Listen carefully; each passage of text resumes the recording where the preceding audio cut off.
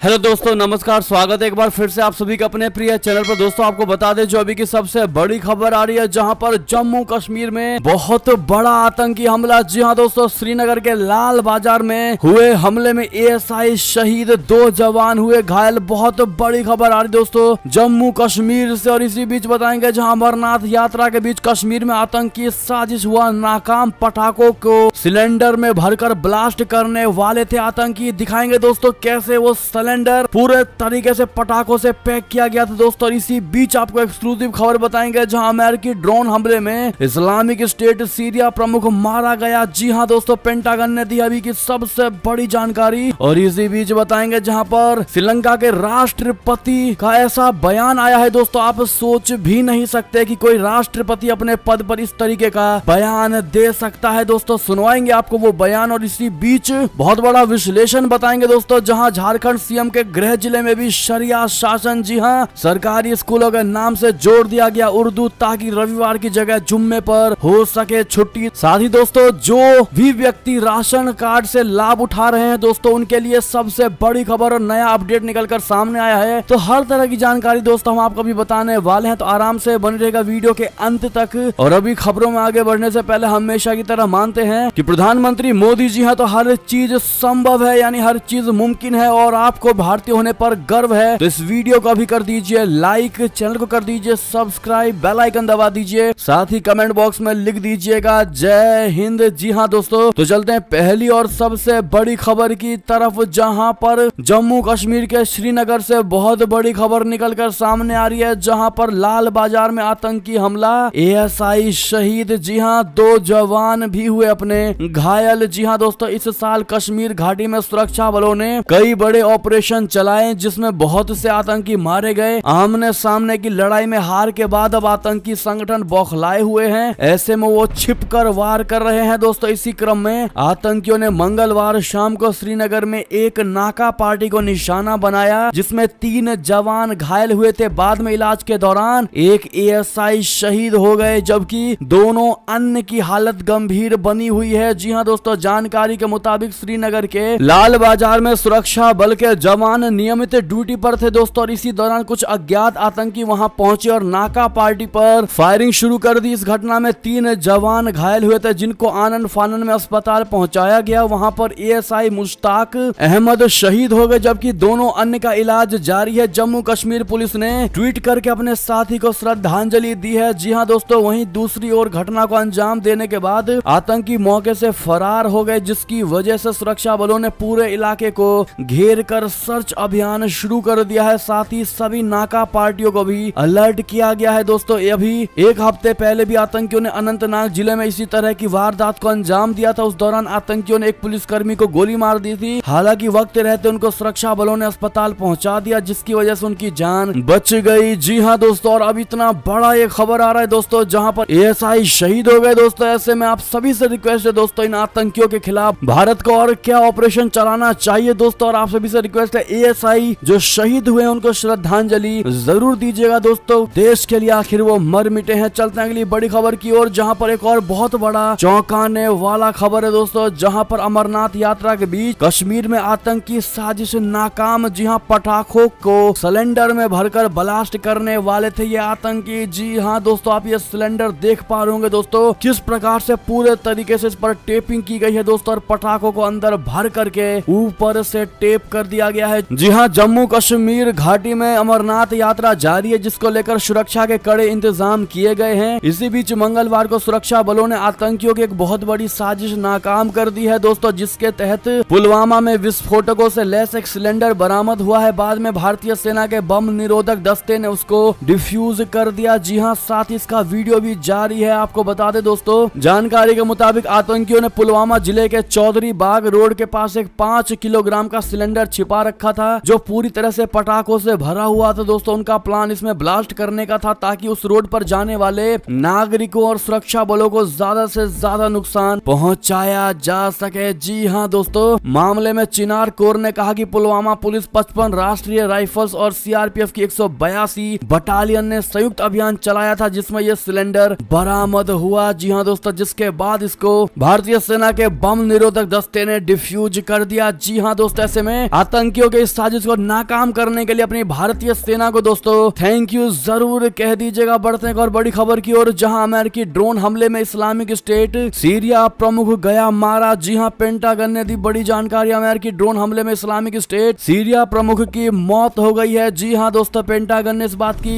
जानकारी दी। अमेरिकी मीडिया ने बताया है कि सीरिया में इस्लामिक स्टेट का एक शीर्ष नेता माहिर अल अगल कल सुबह अमेरिकी ड्रोन स्ट्राइक में मारा गया। जी हां दोस्तों, पेंटागन सेंट्रल कमांड के प्रवक्ता ने AFP को बताया है कि माहिर अल अगल सीरिया में जिंद यारिस के पास मोटरसाइकिल पर कहीं जा रहा था। उसी समय ड्रोन अटैक हुआ और वो वहीं ढेर हो गया दोस्तों। वहीं उसके एक सहयोगी के घायल होने की बात कही जा रही है। जी हां दोस्तों, जानकारी के मुताबिक ये हमला उत्तरी सीरिया के अतमे शहर में अमेरिकी हमले के 5 महीने बाद हुआ दोस्तों, जिसमें इस्लामिक स्टेट के नेता अबू इब्राहिम अल कुरैशी की मौत हो गई थी। जी हां, अमेरिकी अधिकारियों ने कहा था कि कुरैशी की मौत तब हुई जब उसने बचने के लिए एक बम विस्फोट किया था। जी हां दोस्तों, बढ़ते हैं एक और बड़ी खबर की तरफ दोस्तों, जहां पर श्रीलंका के राष्ट्रपति गोटबाया ने इस्तीफे से पहले रखी है शर्त दोस्तों। कहा मुझे श्रीलंका से सुरक्षित बाहर जाने दिया जाए। जी हां दोस्तों, एक राष्ट्रपति इस प्रकार का बयान दे रहा है दोस्तों। बता दें, श्रीलंका के राजनीतिक घटनाक्रम से जुड़ी बहुत बड़ी खबर सामने आई है। राष्ट्रपति गोटबाया राजपक्षे ने इस्तीफा देने से पहले एक बहुत बड़ी शर्त रख दी। उन्होंने परिवार समेत खुद के लिए सुरक्षा मांगी है दोस्तों। उन्होंने कहा है कि वे परिवार समेत देश से बाहर जाना चाहते हैं, ऐसे में सुरक्षित भेजे जाने की उनको गारंटी दी जाए। जी हां, गोटबाया की तरफ से 3 दिन पहले ऐलान किया गया था कि वे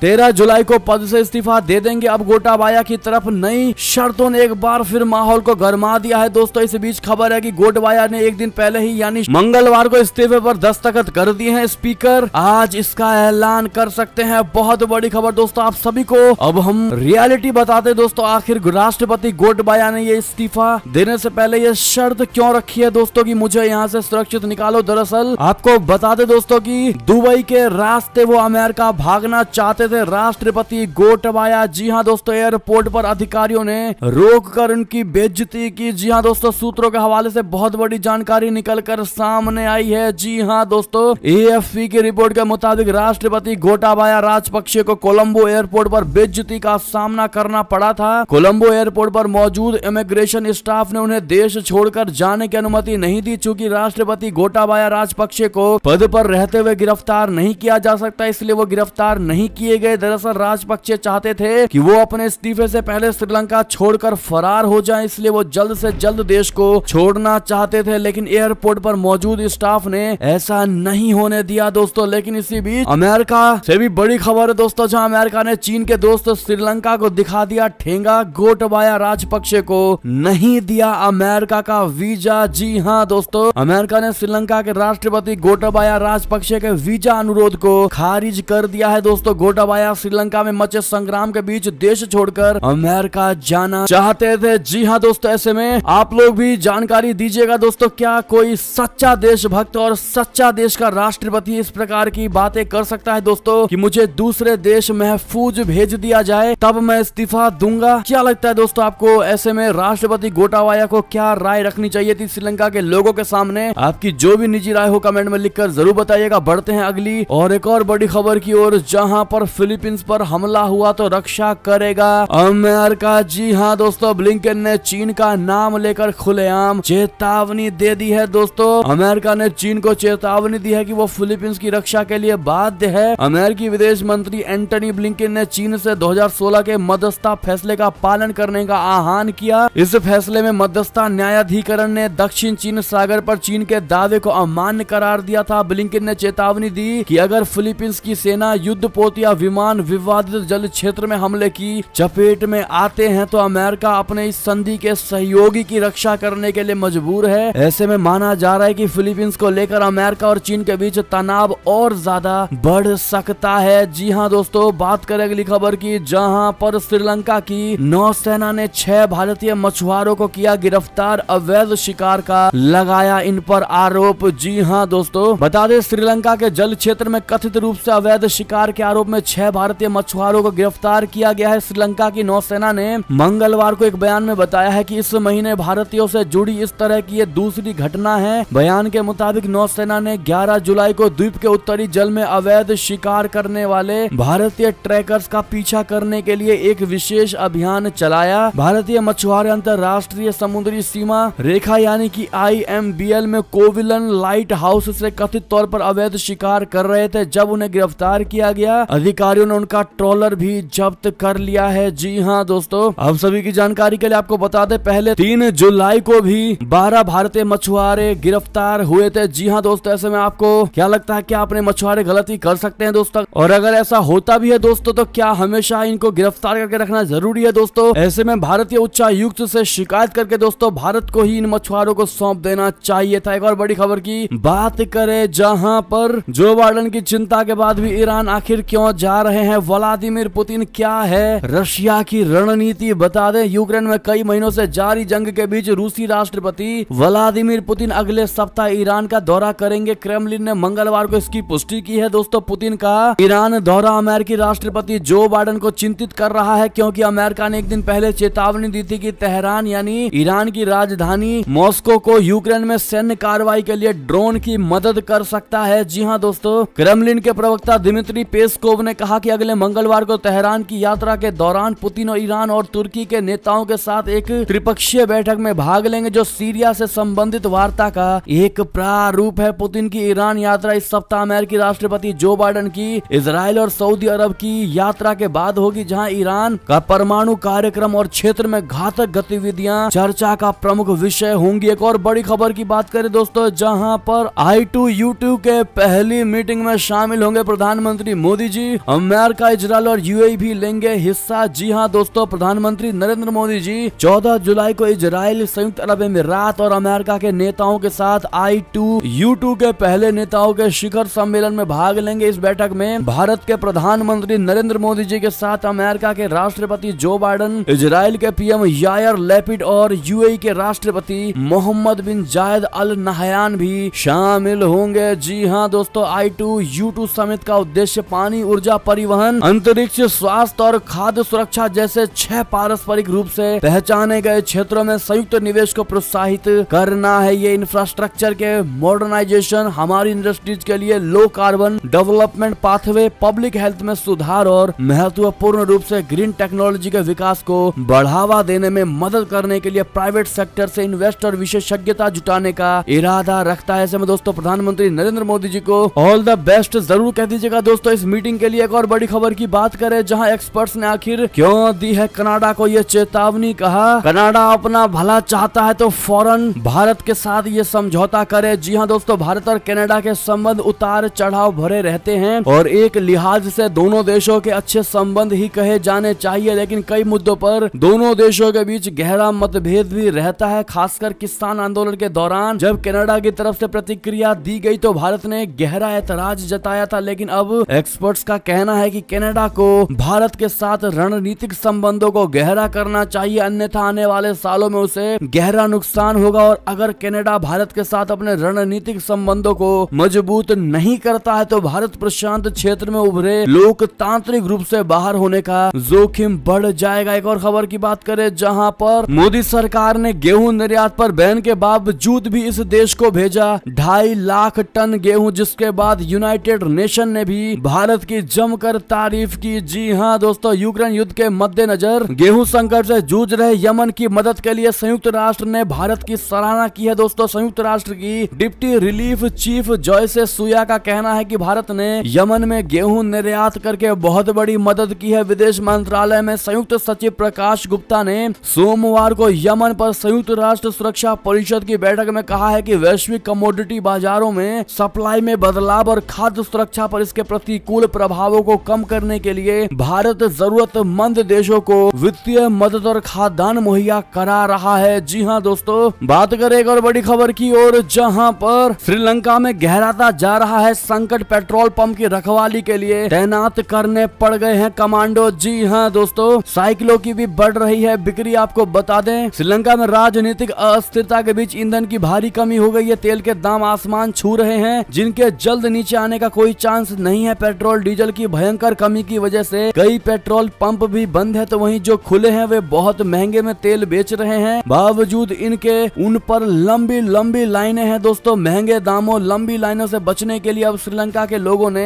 यातायात यातायात के दूसरे साधन पर शिफ्ट होना भी शुरू कर दिया है। कई लोग अब बाइक कार छोड़कर साइकिल पर शिफ्ट हो गए हैं। जी हाँ दोस्तों, लोगों ने बताया कि वे ऐसा इसलिए कर रहे हैं क्योंकि पेट्रोल के लिए लंबी लाइनें लगी हैं और वो काफी महंगी मिल रही हैं। साइकिल की डिमांड इतनी बढ़ गई है कि कई दुकानों पर स्टॉक भी खत्म हो गया है। जी हाँ दोस्तों, ऐसे में जो बड़ी खबर है वो ये है कि श्रीलंका की राजधानी कोलंबो में हालात बिगड़ते देख पेट्रोल पंप की रखवाली के लिए एयरफोर्स के विशेष कमांडो तैनात किए गए हैं। पेट्रोल और डीजल की कंसाइनमेंट आने में देरी भी हो रही है क्योंकि मौसम खराब होने की वजह से नया स्टॉक समंदर में ही फंसा हुआ है। इस वजह से कई पेट्रोल पंप भी बंद हो गए हैं। एक और बड़ी खबर की बात करें जहां पर स्पाइस जेट की फ्लाइट में फिर तकनीकी खराबी, मुंबई से दूसरा विमान भेजा गया दुबई। जी हाँ दोस्तों, स्पाइस जेट की फ्लाइट में तकनीकी खराबी का सिलसिला नहीं थम रहा है। मंगलवार को दुबई से मुंदौरे जाने वाली उड़ान में देरी हो गई दोस्तों। इस फ्लाइट के अगले पहिए में खराबी आई है। आप सभी को बता दें कि स्पाइस जेट कंपनी की फ्लाइट में तकनीकी खराब के 24 दिन में ये 9वीं घटना है दोस्तों। कंपनी की टेक्निकल टीम वर्किंग मोड पर है। जानकारी के मुताबिक दुबई से मदुरै जाने वाली स्पाइस जेट की बोइंग B737 मैक्स विमान में अंतिम समय में तकनीकी समस्या की बात सामने आई, जिसके कारण उड़ान में देरी हो गई। इस विमान के अगले पहिए में खराबी आई। जी हाँ दोस्तों, यानी स्पाइस जेट जिस प्रकार से अपने फ्लाइटों को, अपने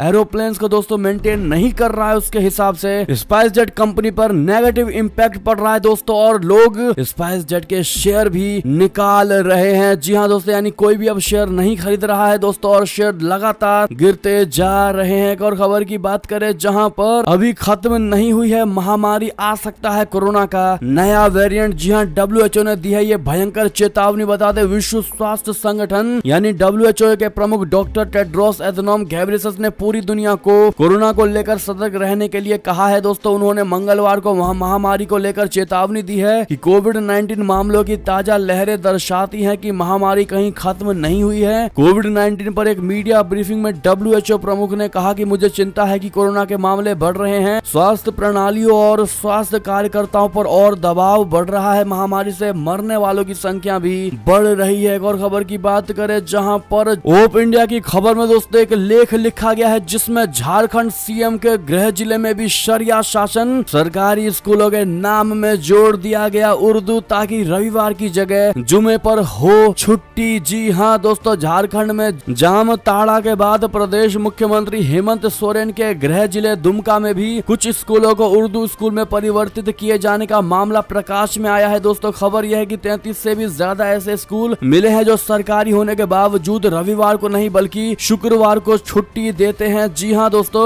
हिंदुस्तान की रिपोर्ट भी दावा करती है कि उन्होंने झारखंड के जामताड़ा में स्कूलों को उर्दू स्कूल में परिवर्तित किए जाने का मामला आने के बाद दुमका में अपनी पड़ताल की थी। यहाँ उन्हें पता चला कि कुल 33 से ज्यादा स्कूल ऐसे हैं जो उर्दू स्कूल बना दिए गए हैं। जी हाँ दोस्तों, इनके मिड डे मील में मेन्यू पर भी लिखा है कि वहाँ रविवार को खाना वितरित किया जाता है और जुमे वाले दिन छुट्टी रहती है। रिपोर्ट के अनुसार जिन स्कूलों को बिन प्रशासन की सूचना के उर्दू स्कूल बना दिया गया है वो स्कूल मुस्लिम बहुल इलाकों में स्थित है। जी हाँ दोस्तों, आप ये ट्वीट भी देख पा रहे होंगे दोस्तों। ऐसे में जगन्नाथ महतो जो कि एजुकेशन मिनिस्टर है दोस्तों झारखंड के, उन्होंने इस पर संज्ञान लेने के बाद एक्शन लेने की भी मांग की है। जी हाँ दोस्तों, आदेश दिया है दोस्तों। ऐसे में अब इस खबर पर आपकी क्या राय होगी दोस्तों? आखिर झारखंड के सीएम के गृह जिले में शरिया शासन चलाया जा रहा है दोस्तों, इस पर आपकी निजी राय तो बनती है दोस्तों। भारी मात्रा में कमेंट करिएगा और इस वीडियो को शेयर करना मत भूलेगा दोस्तों। आप सभी से रिक्वेस्ट है इस वीडियो को ज्यादा से ज्यादा शेयर करिए, इतना शेयर करिए कि भारत के हर लोग तक ये खबर पहुंच जाए दोस्तों। चलते हैं और बड़ी खबर की ओर, जहां कार से गोवर्धन परिक्रमा लगाने मथुरा पहुंचे तेज प्रताप को पुलिस ने रोका। योगी सरकार पर भड़क उठे लालू के बेटे। जी हां, कार में बैठकर गोवर्धन की परिक्रमा लगाने पहुंचे लालू प्रसाद यादव के पुत्र तेज प्रताप यादव को पुलिस ने रोक दिया दोस्तों। पुलिस का कहना था कि इस समय लाखों लोग परिक्रमा लगा रहे हैं, ऐसे में पुलिस ने परिक्रमा मार्ग में वाहनों पर प्रतिबंध लगा रखा है। अपनी गाड़ी रोके जाने पर तेज प्रताप यादव नाराज हैं और उन्होंने कहा कि योगी सरकार को पता नहीं है कि बाहर के लोगों को कैसे ट्रीट किया जाए। वे पिता लालू की सेहत के लिए परिक्रमा लगाना चाहते थे। जी हां दोस्तों, गौरतलब है कि 8 जुलाई से मुड़िया पूर्णिमा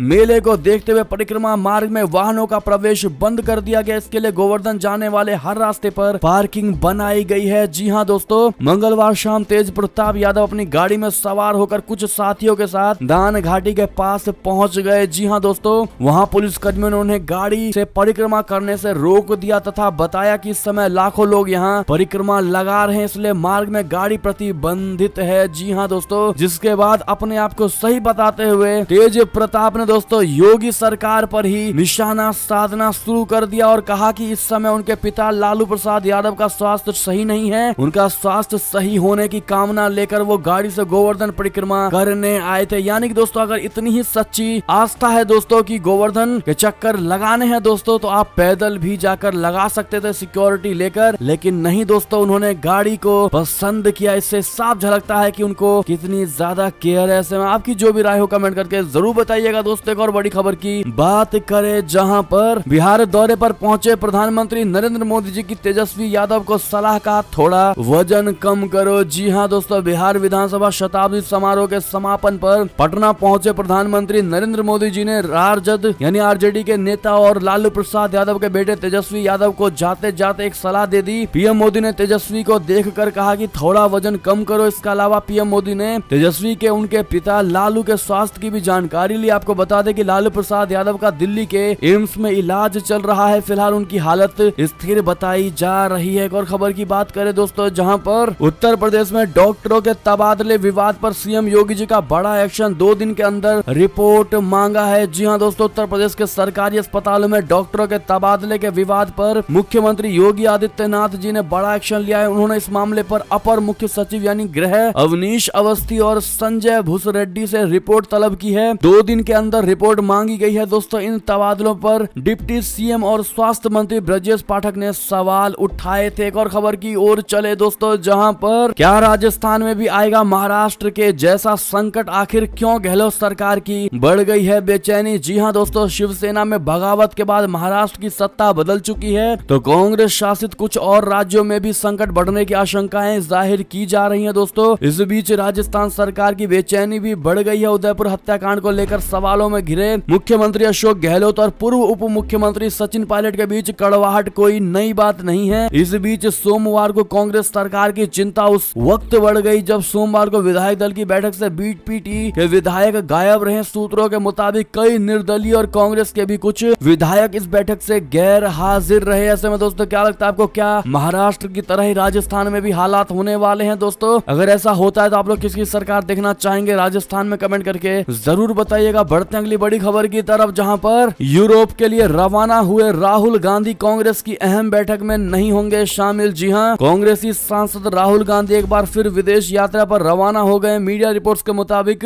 राहुल गांधी एक व्यक्तिगत यात्रा पर यूरोप गए हैं। हालांकि उनके राष्ट्रपति चुनाव और संसद के मानसून सत्र से पहले 17 जुलाई यानी रविवार को लौटने की उम्मीद है। इसके अगले ही दिन यानी 18 जुलाई को संसद का मानसून सत्र शुरू होगा और ये 6 अगस्त को खत्म होगा। संसद के इसी सत्र में राष्ट्रपति और उपराष्ट्रपति का चुनाव होगा। राष्ट्रपति चुनाव 18 जुलाई और उपराष्ट्रपति चुनाव 6 अगस्त को होगा। जी हां दोस्तों, और खबर की बात करें, जहां राशन कार्ड के साथ जुड़ी एक और बहुत बड़ी सुविधा, अंत्योदय स्कीम वाले जरूर सुने इस खबर को। जी हां दोस्तों, राशन कार्ड होल्डर हैं तो आपके लिए एक बहुत जरूरी खबर है। दोस्तों सरकार राशन कार्ड के साथ एक बहुत बड़ी सुविधा ऐड करने जा रही है यानी जोड़ने जा रही है। ये सुविधा अंत्योदय राशन कार्ड स्कीम से जुड़े लोगों को दी जाएगी। दरअसल सरकार की अगली तैयारी अंत्योदय राशन कार्ड धारकों को आयुष्मान कार्ड देने की है। दोस्तों यानी जिन लोगों के पास पहले से अंत्योदय राशन कार्ड है उन्हें मुफ्त इलाज के लिए आयुष्मान भारत योजना के तहत हेल्थ कार्ड बनाकर दिया जाएगा। आयुष्मान कार्ड बनाने के लिए सरकार पूरे देश में एक खास अभियान चला रही है। इस अभियान में बताया जा रहा है कि अंत्योदय राशन कार्ड से जुड़े लोग कैसे आयुष्मान कार्ड बनवा सकते हैं। जी हाँ दोस्तों, कहां से आप लोग ये आयुष्मान कार्ड बनवा सकते हैं दोस्तों, और कितने जुलाई तक इस खास अभियान को चलाया जाएगा, हर तरह की जानकारी दोस्तों हमने स्क्रीन पर दे दी है, आप पढ़ पा रहे होंगे। जी हाँ दोस्तों, अगली खबर की बात करें, जहां पर 5 साल में मैच्योर हो जाती है पोस्ट ऑफिस की ये 3 स्कीमें, 6.8% तक मिलता है गारंटीड रिटर्न। जी हाँ दोस्तों, कम समय में सुरक्षित रिटर्न चाहिए तो बगल के किसी पोस्ट ऑफिस में जाए, वहां पता करें कि किस स्कीम में कम अवधि में निवेश करते हुए अधिक रिटर्न मिल सकता है। पोस्ट से मिली जानकारी के आधार पर आप निवेश शुरू कर सकते हैं। दोस्तों अगर पोस्ट ऑफिस नहीं जाना चाहते तो हम आपकी मदद कर देते हैं। आपको बता दें कि पोस्ट ऑफिस की छोटी बचत की योजनाओं में कम पैसे लगाकर भी बड़ी रकम जुटाई जा सकती है। दोस्तों खास बात यह है कि सरकार ऐसी स्कीम को समर्थन देती है, इसलिए पैसा डूबने का खतरा नहीं होता और रिटर्न भी गारंटी के साथ मिलता है। तो